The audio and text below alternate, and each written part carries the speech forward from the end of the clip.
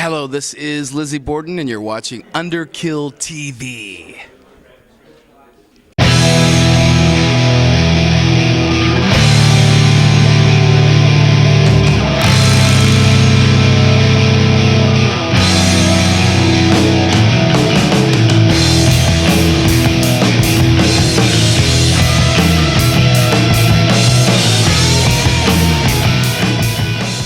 Okay, welcome to Underkill TV. We're joined with the one and only Lizzy Borden. Welcome to Wales, and welcome to Hard Rock Hell. Finally, took a year to get here, but we're finally here. We finally made it. What happened last year? Because you were supposed to play, weren't you? Yeah, I mean, the UK is like very stickler for their visas. Yeah. So we watched everybody else walk through the line, and we walked through looking like this. And I said, "You must be playing. Where's your visas? Where's your work permits? Where's your this? Where's your that?" And it didn't. And none of it was set up, of course. So this year it was all set up way in advance. So we walked through without a problem. But we showed up last year and had fun walking around, and got the feel of the venue, which was really good. So when we came here last night, it was like really rush, put it all together, go. And that's one thing I was going to ask. What do you think of these sort of ideas of festivals? For the fans' point of view, staying in your own sort of chalets, and do you think this is something that could take off across the globe? I hope so. I love it. I mean, everything on site. Usually when you play these festivals, your hotel is an hour and a half away. Yeah.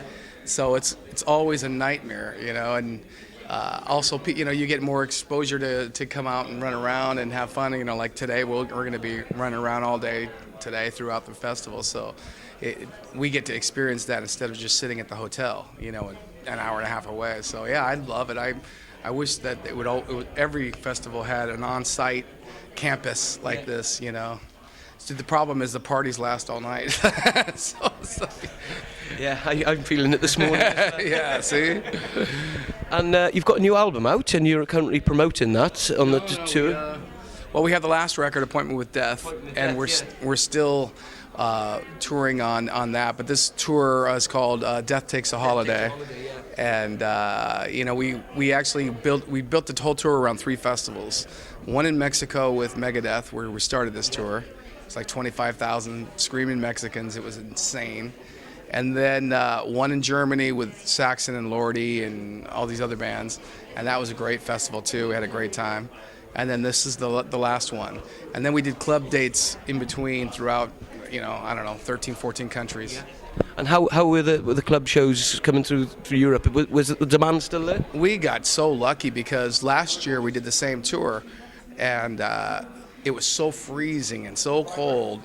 And we were just like, it was bitter, we're from Los Angeles, so it's like, but we were just like, this has been such a comparatively warm things that we've been, the shows have all been great, enthusiastic. We're kind of tapped into a younger audience, so we're getting that almost every night. So it's been great. The whole tour has been a fantastic success. And what are the plans now for 2012? Obviously, you've like you say, you've just come to the UK. Would there be any chance of you guys coming back in 2012? Yeah, I mean, what we've been doing for the last 5 years is kind of reintroducing ourselves. Yeah. And we're playing countries we've never played, because we didn't play a lot in the 80s in Europe. We concentrated on the States mostly, and Japan and stuff. But now we're making up for lost time. And we haven't played the UK since '91, I think. Yeah. So we're back now. We're going to be playing more. We're already booked. We're starting summer festivals, starting at Hellfest in France. We're already confirmed for that, and we're going to start doing a whole series of summer run festivals. And so we like to actually come back, do a winter tour, do a summer tour, do a winter tour, do summer festivals, and we're going to continue to do that in the foreseeable future.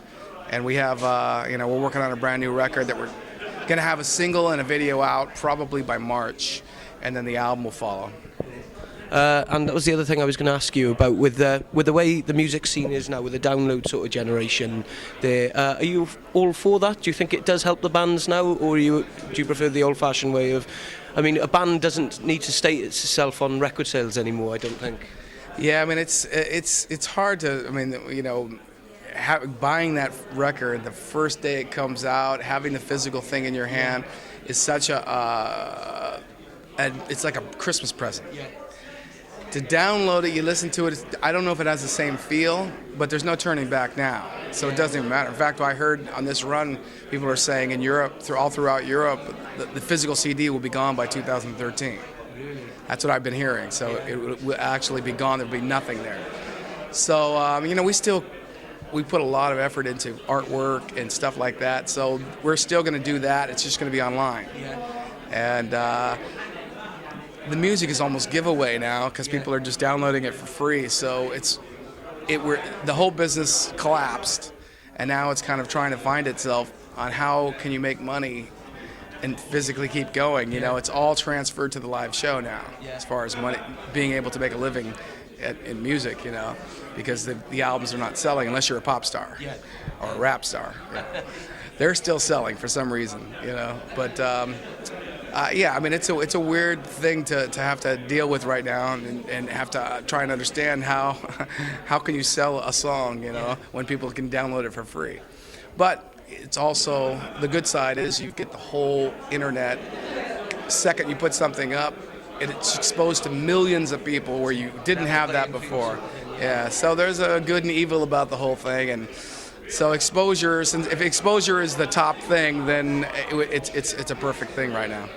Excellent stuff. And one last thing I was going to ask you. Obviously, through the early '90s with the grunge scene, killed a lot of that the '80s and early '90s bands off. Do you think the music industry has now come full circle again? I mean, there's a big demand for you guys again to be playing again. Do you feel that is happening? Absolutely. I mean, I think it kills itself off, and then it reinvents itself in a different way, and people remember, the great shows as opposed to people just standing there. So, we bring something to the table that other bands don't. During the 80s, everyone was trying to find their own unique thing to top the other bands on the strip, and we found ours, and we built on it for almost 30 years now. So it's, the live show is definitely back, and you can see it in Iron Maiden and Kiss. They're selling out stadiums where, it was just arenas in the 80s, and now it's stadiums. So that's a huge indication. Plus, you're tapping into the younger audience who know about the folklore, but they don't actually, obviously weren't around.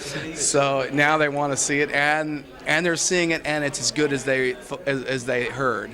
So, and sometimes even better, In our case, better because we're a better band than we were back then. Absolutely. Definitely. On last night's performance, it was phenomenal. Oh, thank you so much. Yeah, it was fun. We had a blast. It was, with the fire breathers and all that stuff. I mean, it was such a great. That's one thing. Like yourself, have always been renowned for putting on some sort of good show, and I mean, especially with like the shock rock sort of thing. That's something that needs to be kept going. It's all about how you can deliver the goods live. Like. Yeah, I mean, it's all on how you present it too. You can just throw it out there in a big mess, but we try and do it in a theatrical thing and keep the audience invested in the show and being involved in the show instead of watching like a movie or something. So I want them to be part of it. So we never let them go. And then so whatever we're doing on stage, whatever theatrics we put in there, the audience is totally invested and totally involved.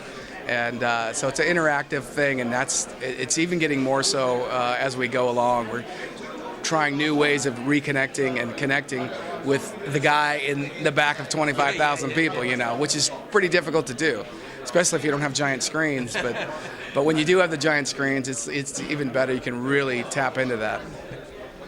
Lizzy, thank you very much for your time, and it's been an absolute pleasure talking to you here, and we hope to see you back in the UK in 2012 where we can talk about a new record with you guys, and wish you all the very best for 2012. Thank you so much. I can guarantee we will be back in the UK next year for sure.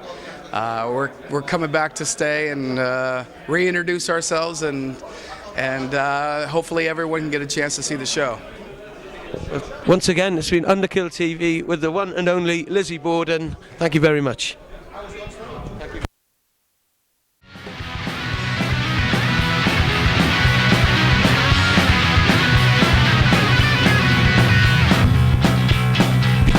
you.